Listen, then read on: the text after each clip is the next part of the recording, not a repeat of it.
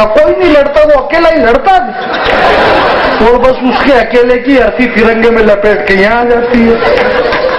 और यहाँ हमारे देश के नेता उसको थोड़ी देर के लिए सल्यूट कर देते हैं, बाद में एक लाइन लिखी जाती है कि शहीदों की चिताओं पे लगेंगे हर बरस में। क्या बात क्या, और मेले में होगा ऑर्केस्ट्रा, और ऑर्केस्ट्रा में शहीदों के जो बच्चे उनको टिकट भी नहीं मिलेगा देखने के लिए। ये देश की परिस्थिति, और हम संस्कारों की बातें कर रहे हैं। अखबार का पन्ना उठा के देखो, हर महीने एक विश्व सुंदरी तैयार। इस देश में कंपटीशन चला विश्व सुंदरी। पटवारी साहब हमारे कौन तहसीलदार साहब बैठे हुए, अच्छा तहसीलदार साहब मैं प्रणाम करता हूँ, बहुत अच्छी बात है। नहीं अरे आप क्या समझ रहे हो, तहसीलदार साहब है वो तो पटवारी साहब भी है भैया, नहीं तो और भी बड़ा काम होता। नहीं मेरे बड़े वाले भाई साहब पटवारी ही है। रात की 10 बजे गांव में से निकले झूमते झामते ही निकलता पटवारी।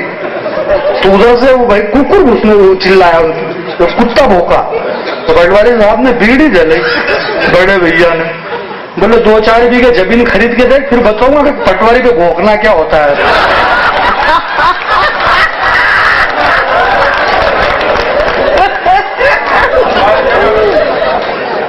समस्या कई सारी है इस देश के अंदर में।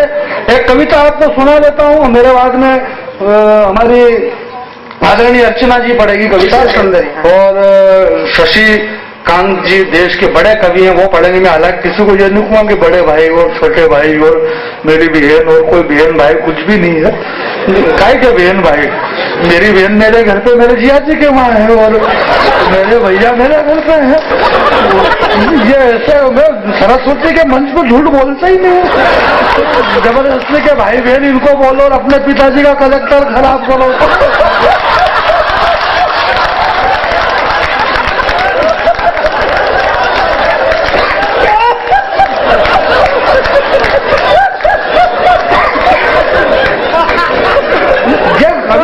हमारे मंचों पर झूठ बहुत बोला जाता, तो मैं झूठ बोलता नहीं हूँ। मुझे ये मेरे पुराने प्यारे मित्र कविता भी सुनते जाएं आप और हंसते भी जाएं। माता बहने यहाँ पर विश्व सुंदरी वाली, हाँ मेरे क्या समस्या ये है कि मैं भूल जाता हूँ कि कौन सी वाली शुरू कर। बैरागी आदमी वो मंत्र बहुत याद आते हैं बैरागियों ब्राह्मणों को, पता नहीं होता कौन सा वाला मंत्र कहाँ फंस गया। वो एक जगह गया, बोले यार जाने बाबू अपने वो कथा करना। मैंने कहा काई की, बोला सत्यनारायण भगवान की। मैंने कहा कर दूंगा। आजकल बाबाओं का दौर चल रहा है। सबसे ज्यादा मेरे को इस बात का गम है शशि भाई कि बाबा ज्यादा और चैनल कम है। टीवी पे बाबा के पीछे बाबा खड़ा हुआ, बोले तेरे प्रवचन खत्म अब मैं शुरू करूंगा। और सारे बाबा एक ही बात कह रहे हैं, बोले तू मेरी शरण में आ जा, मैं तुझे मोक्ष प्रदान कर दूंगा। सुबह सुबह टीवी पे बाबा जी मोक्ष प्रदान कर रहे हैं। दोपहर को टीवी चालू करो तो बम फट रहे हैं, जयपुर में बम, बेंगलोर में बम, हैदराबाद में बम। बम की चपेट में आ गए तो भी मोक्ष, बाबा की चपेट में भी मोक्ष। मोक्ष दोनों तरफ से, मर्जी पर इतने बाबा। और हमारी भारतीय संस्कृति में हमारे यहाँ 33 करोड़ देवता भैया, हम इतने धार्मिक लोग हैं। भारतीय संस्कृति मर्जी पड़े, ये कौन से वाले भगवान, बोले बड़ के नीचे बैठे हुए बड़केश्वर महादेव, ये बोले ये नीम वाले पापा, ये खजूर वाले पापा, ये आम वाले पापा, ये पीपल वाले पापा। मेरे को आज तक समझ में नहीं आई कि अगर ये झाड़ नहीं होते दिन बाबाओं का क्या होता। ये बाबा कहां दे रहे? अच्छा बाबा भी झाड़ के नीचे बैठे हो, उनको मालूम है कि जो अपने बॉस हैं रामचंद्र जी भगवान वो खुद अयोध्या में ओटले पे ही बैठे हुए अभी तक चबूतरे पे, तो अपन कम से कम झाड़ के नीचे तो बैठे। वो वहां चबूतरे में। इस देश में नेताओं को गाली दे रहे हैं, आतंकवादियों को। इस देश में भगवान तक को नहीं छोड़ा लोगों ने। मैंने भगवान से कहा, मैंने कहा प्रभु कहाँ हो? बोले बेटा होटल में। मैंने कहा होटल में क्या कर रहे हो? भगवान हो के। बोले हर 8वें रोज आतंकवादी मेरे मंदिर पे हमला करे।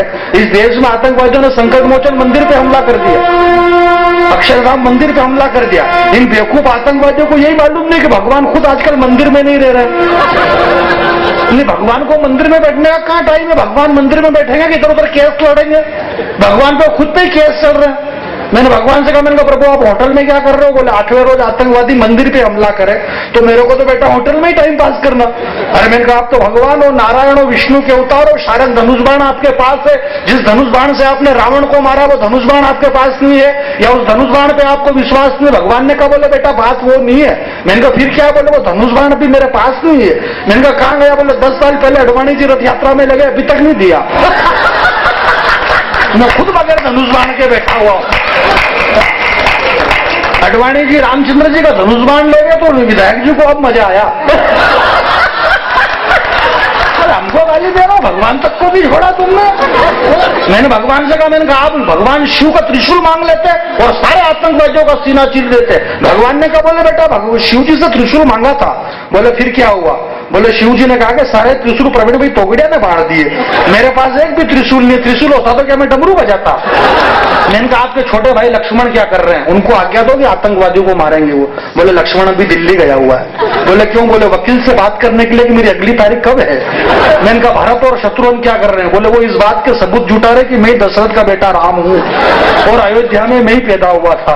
इस देश के अंदर बेशरम लोगों ने भगवान राम तक को सबूत मांग रहे हैं। बोले राम अयोध्या में पैदा भी हुए कि नहीं हुए? मेरे को इस बात का दुख नहीं है, करुणानिधि राम को नहीं मानता है। उस करुणानिधि ने कहा बोले राम हुए ही नहीं। वाल्मीकि रामायण काल्पनिक, राम सेतु काल्पनिक। मेरे को इस बात का दुख नहीं है कि करुणानिधि राम को नहीं मानता है, दुख इस बात का वो ढंग से रावण को भी तो नहीं मान रहा। भाई अगर ढंग से रावण को पढ़ लो तो राम क्या अपने आप समझ में आ जाएगा।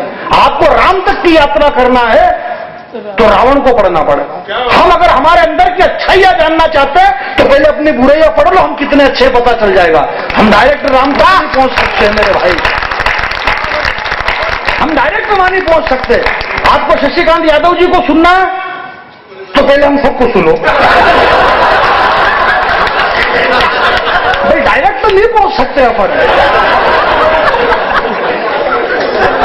बोले राम हुए नहीं, करुणानिधि ने कह दिया। अच्छा करुणानिधि की भी कोई गलती नहीं। भगवान राम का जन्म हुआ उत्तर प्रदेश में, करुणानिधि हुए दक्षिण प्रदेश में। भगवान राम का जिधर जन्म हुआ उस साइड का उसका एक बाजार बंद। उसकी दृष्टि उधर गई नहीं, उसने कह दिया बोले हुए ही नहीं। उसका एक साइड का ही बाजार बंद बेचारे का, तो उसने कह दिया राम का कोई अधिकार नहीं, राम से तो काल्पनिक है। हम यहाँ कोतमा में रहते हैं, हम हमारे पिता के पिता के पिता के पिता की हमारी 10वीं पीढ़ी की प्रॉपर्टी पे अधिकार जताते कि नहीं जताते? बोले राम का कोई अधिकार नहीं। इक्ष्वाकु वंश में प्रभु श्री राम ने जन्म लिया। पंडित जी हम भगवान श्री राम के पिता महाराजा दशरथ, दशरथ के पिता हज के पिता रघु, रघु के पिता महाराज अंशुमन, अंशुमन के पिता महाराजा असमंजस, असमंजस के पिता महाराजा भगीरथ, भगीरथ के पिता महाराजा सगर, सगर के वंश में भगवान राम ने जन्म लिया। राम सेतु तो ठीक समुद्र के अंदर रेत की एक एक कण पे भगवान श्री राम का अधिकार है। मेरे दोस्त मैं आपके बीच में एक बात कहना, ताली बजाने की जरूरत नहीं, पिताजी के नाम बिल्कुल सही बताया मैंने। आपको भी विश्वास होना चाहिए कि सही भी है कि नहीं है। ये आदमी कितना सीधा है, हम कितने सीधे के सामने वाला कुछ भी बोले बस यही चल गया इस देश में। इसीलिए तो बाबाओं की दुकानदारी चल रही है कि बाबा जी जो कहते वो सही। तो वो एक आदमी है बोला अरे गांधी बाबू अपना वो कथा करना, मैं कर दूंगा। अब वो जल्दी जल्दी में कथा की किताब भूल गया। KG1 KG2 बच्चों की किताबें हाथ में आ गई स्कूल की। मैंने कहा मामला कॉन्फिडेंस से लेना पड़ेगा, इधर माता बहने बैठी लोग बाग, और मैंने कथा शुरू कर दी। मैंने कहा प्रिय भक्तों बड़े हर्ष की बात है कि एक समय में भी श्याणवन के अंदर सूत जी महाराज 88,000 ऋषि महात्माओं को एकत्रित करके कहने लगे कि तितली रानी सबके मन को भाती हो, रंग बिरंगे पंख तुम्हारे हाथ नहीं आती हो। इधर से एक महिला खड़ी, बोलो पंडित जी कथा में तितली रानी कैसे हरकत नहीं आती है? मैंने कहा यह धर्म का काम चल रहा है, इसमें टांग नहीं हटना। भगवान ने तितली रानी को पंख दिए इसलिए वो उड़ेगी, जिसको पंख दिया उसको उड़ने से कोई नहीं रोक सकता। तितली रानी को भगवान ने पंख दिए हैं इसलिए वो उड़ेगी। इति रेवा खंडे प्रथम अध्याय समाप्त। दूसरे अध्याय में सूत जी महाराज जाकर करके कहने लगे हैं कि संध्या का समय होने लगा है, लालिमा फैलने लगी है, पक्षी चहचाने लगे हैं, ऐसे में उठो लाल आंखें खोलो, पानी लाई मुंह खोलो। बड़े सवेरे मुर्गा बोला, चिड़िया ने अपना मुंह खोला। एक आदमी इधर का बोला, बोला पंडित जी मुर्गे मुर्गे कोई कथा में बोलते हैं क्या? मैंने कहा तेरे से कहा है कि धर्म के काम में टांग नहीं अड़ाना। मुर्गे को मुंह दिया इसलिए मुर्गा बोलेगा, क्योंकि मुर्गे का त्याग बड़ा है। अरे बोले क्या खाक त्याग है मुर्गे का? मैंने कहा विधायक जी से पूछो कि मुर्गे का त्याग कितना बड़ा है। आदमी जब चुनाव हारता है तो टेंशन में मुर्गा काम में आता है, चुनाव जीतता है तो खुशी के मारे मुर्गा काम में आता है। मुर्गे की फाइल दोनों तरफ से सलटती है, जिसकी फाइल सलटेगी वो मुर्गा बोलेगा, उसको बोलने से कोई भी नहीं रोक सकता है। इति रेवाखंडे द्वितीय अध्याय समाप्त। तृतीय अध्याय में जाकर के सूत जी महाराज कहने लगे हैं इन आचार्य ने कि अल्मोड़ा नाम के पर्वत पे अब्बू खां नाम के एक बड़े मियाँ रहते थे। उन्होंने चांदनी नाम की एक सुंदर सी बकरी पाल रखी थी। प्रिय भक्तों अब्बू खां चांदनी से बड़ा प्यार करते थे। महिला इधर उधर खड़ी हो गई, बोले ये अब्बू खां बिल्कुल नहीं चलेगा, ये आज तक हमने कभी कथा में नहीं सुना अब्बू खां। मैंने कहा तुमसे कहा ना धर्म के काम में टांग नहीं अड़ाना। इस देश के अंदर अब्बू सलेम चल रहा कि नहीं चल रहा? बोले चल रहा। मैंने कहा फिर अब्बू खां क्यों नहीं चलेगा? उस अब्बू सलेम ने मोनी का बेटी पाल रखी, उसने तो बेचारे ने बकरी पाली अब्बू खां ने।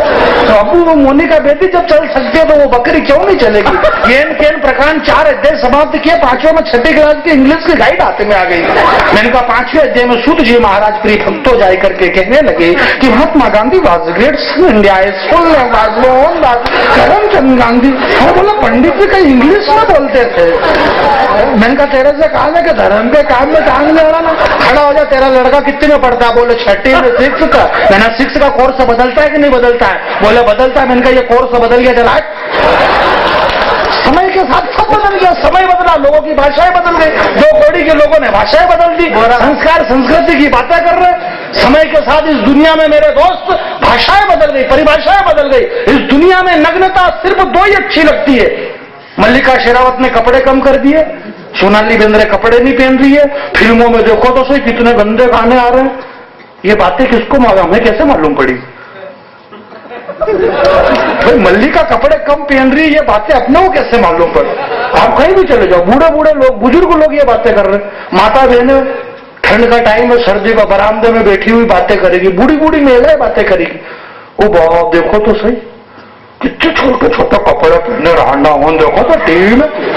ये बाप शरीर पे एक इतना चिंदो नहीं इनका। ये बा ऐसा कपड़ा पहन लो तो मैं तो घर से बाहर भी लाज से ही मर जाऊं। तो उधर दादाजी बीड़ी जलाते हुए बोले अगर तू ऐसा कपड़े पहन ले तो मैं भी कहीं बाहर निकलूं घर से, मैं भी घर से बाहर नहीं जाऊं।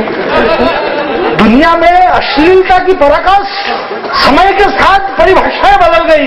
इस दुनिया में नग्नता सिर्फ 2 ही अच्छी लगती है मेरे दोस्त। नग्नता कहां अच्छी लगती है? कवि सम्मेलन अगर हो गया हो तो हाथ उठा देना। दुनिया में नग्नता सिर्फ 2 अच्छी लगती है जैन साहब। या तो नग्नता वो अच्छी लगे जब मां की गोद में एक नन्हा बालक खेलता है, उस नन्हे बालक की नग्नता अच्छी लगे, या फिर नग्नता उसकी अच्छी लगे जिसका तन कुंदन मन कुंदन तप तप कर तन बना होगा कुंदन। भला दुनिया में उससे ज्यादा सुंदर मूर्त क्या होगी?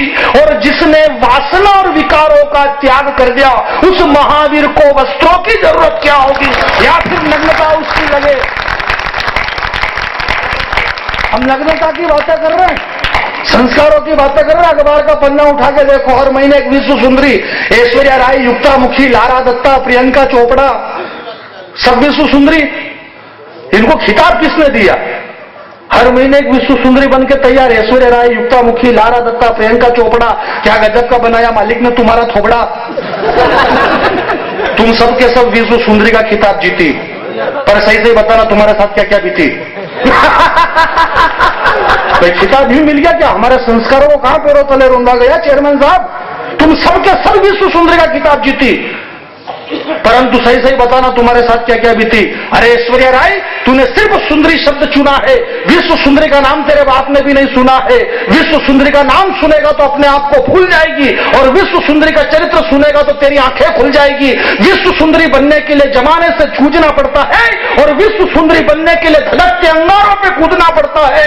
विश्व सुंदरी तो वो चित्तौड़ की महारानी पद्मिनी थी, इसकी सुंदरता के आगे आईना तक टूट गया था, और पानी में चेहरा देखा था अलाउद्दीन खिलजी ने, उसका भी पसीना छूट गया था। वाह, तुम काई की विश्व सुंदरी हो? तालियों को आप रोक ले, छुटपुट नहीं बजाए। 2 जने पर चुटपुट चुटपुट चुटपुट, जैसे चेतक घोड़ा चला गया। बाद में बजा देना, आप कोई मतलब नहीं ताली बजाने से। आप सुने, हालांकि सुन ही रहे हैं आप। ऐश्वर्या राय विश्व सुंदरी तो वो चित्तौड़ की महारानी पद्मिनी थी, जिसकी सुंदरता के आगे आईना तक टूट गया था और पानी में चेहरा देखा था अलाउद्दीन खिलजी ने, उसका भी पसीना छूट गया था। तुम काई की विश्व सुंदरी हो, तुम तो विदेशी कंपनियों के इशारे पे नाचने वाली बंदरी हो। और दौर चला जब संस्कार और संस्कृति को पैरों तले रोनने का, तो मैंने पत्नी से कहा कि एक काम करो, तुम भी इस प्रतियोगिता में ट्राई करो। नहीं, पत्नी ऐसा सब्जेक्ट है जिससे अपन ज्यादा बात नहीं कर सकते, वरना पता नहीं कब कहां क्या जवाब दे दे। मैंने मेरी पत्नी से कहा, बोले रात को जो कटे बाल वाली मैडम है ना, वो मेरे सपने में आ रही थी। बोले अकेली आ रही होगी। मैंने कहा तुझे कैसे पता? बोले उसके हस्बैंड तो मेरे सपने में आ रहे थे। मैंने पत्नी से कहा कि एक काम करो, तुम भी इस प्रतियोगिता में ट्राई करो। पत्नी ने कहा कि मुझे तो इस बात का होता है कष्ट, विश्व सुंदरी यानी जिसके शरीर में सबसे कम कपड़े वो फर्स्ट। ताली बजाना तो अगली पंक्ति में पूरा सदन पीछे तक लोग हाथ खोले। मैंने पत्नी से कहा कि एक काम करो, तुम भी इस प्रतियोगिता में ट्राई करो। पत्नी ने कहा कि मुझे तो इस बात का होता है कष्ट, विश्व सुंदरी यानी जिसके शरीर में सबसे कम कपड़े वो फर्स्ट। इसलिए इस देश को मध्य प्रदेश स्थापना महोत्सव के उपलक्ष्य में एक लाइन सौंपता हूं। इसलिए इस देश को विश्व सुंदरी प्रतियोगिता के लिए करोड़ों रुपया नहीं खोना चाहिए और देश में विश्व सुंदरी की जगह झांसी की रानी बनाने की प्रतियोगिता होना चाहिए। और अच्छे कहने, इस देश को विश्व सुंदरी प्रतियोगिता, झांसी की रानी बनाने की प्रतियोगिता करी थी, रिजल्ट गलत निकला। झांसी की रानी आई नहीं, अपन लगे ना कि झांसी की रानी आएगी, झांसी की रानी आएगी, झांसी की रानी आई नहीं, बदले में रानी मुखर्जी आ गई। हम कोशिश करते, रिजल्ट गलत निकल जाता। हमने कोशिश करी कि इस देश में फिर कोई भगवान राम आए, राम आए नहीं। सीताराम, सुखराम, काशीराम आके चले गए। शक्ति गलत जगह लग गई, जहां लगनी चाहिए वहां लग नहीं रही। देश के नौजवान, समस्या का मेन कारण क्या है? पाकिस्तान की बातें कर रहे हैं। इस मेन समस्या का कारण यह है कि देश के नौजवान की शक्ति सही जगह नहीं लग रही है। कहां लग रही नौजवानों की शक्ति है? संस्कार हमारे ऐसे हो गए और माता पिता को मालूम ही नहीं पड़ रहा। छोटी घर में बच्ची है या बच्चा, अभी बबली बहुत छोटी है अपनी, बबली 7वीं में चली गई। बोले बबली अभी बहुत छोटी है, बबली 9th में चली गई। बबली अभी छोटी है, बबली 11th में, 12th में, और मालूम पड़ा कि बबली चली गई। छोटी छोटी के चक्कर में बबली चली गई। पिताजी का दिमाग खराब, खूब रोए, बोले मेरा मुंह काला करवा दिया इसने। 8 दिन बाद बबली वापिस आ गई। पिताजी ने खूब डांटा, बोले अब यहाँ क्या जरूरत थी तेरे को आने की, मेरा मुंह काला करवा दिया, शहर में नाक कटवा दी, क्यों आई वापिस? बोले चपटी पिन का चार्जर भूल गई थी, रहने के लिए आई।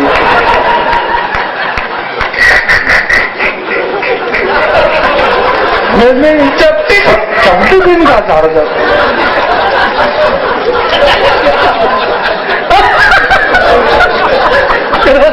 बैठी हुई है। हमारी शक्तियां सही कि नहीं लग रही,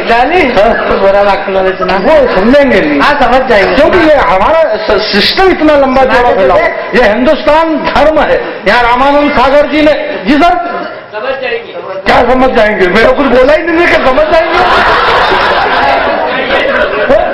मैं आपसे ये कह रहा था कि हिंदुस्तान इतना विस्तृत राष्ट्र है, यहाँ धर्म की पराकाष्ठा है। कोई क्या कहेंगे सियासी लोगों को? मैं उन लोगों को आज पता चला जिस देश के अंदर हिंदू, मुस्लिम, सिख, ईसाई, यार यहाँ एक कायस्थ है, एक मोबेडन है, एक ब्राह्मण है, एक यादव है, एक बैरागी है, और यहाँ दाऊदी बोरा समाज है, जैन है, आप है, सारे लोग कांग्रेस के विधायक है, पटवारी साहब ने, हमारे तहसीलदार साहब बैठे हुए, माता बहने बैठी है, चाय वाला इधर है, माइक यहाँ, कितनी बड़ी कौमी एकता। बताओ कोई क्या निकाल ले हमारा? इससे बड़ी और कौमी एकता हो ही नहीं सकती। हमारे यहाँ रामानंद सागर में जब आज 20 साल हो गए इस बात को, जब बनी थी अरुण गोविल दीपिका जिसने अभिनय किया, पूरे देश के अंदर 40 भाषा में बनी शशि भाई, वो 40 भाषा में, और विश्व के 56 राष्ट्र में उसको देखा गया। जब सुबह सुबह 9 बजे आती थी रामायण, तो पूरा शहर सुनसान हो जाता था। लोगों, नायलॉन के जूते की चोरी बहुत होती थी उस टाइप पे। उधर रामायण चल रही, इधर चोरी की जूते चालू, 10 रुपए किलो, 10 रुपए किलो। दूसरे दिन जूते बहुत बिकते थे। फिर जैसे रामायण खत्म हुई एक दिन क्या हुआ शशि भाई, जैसे रामायण खत्म हुई और उधर काम वो प्रोग्राम दिखाया रामायण में सीता हरण का, तो रामायण खत्म हुई हमारा अमित भाई, तो वो हमारा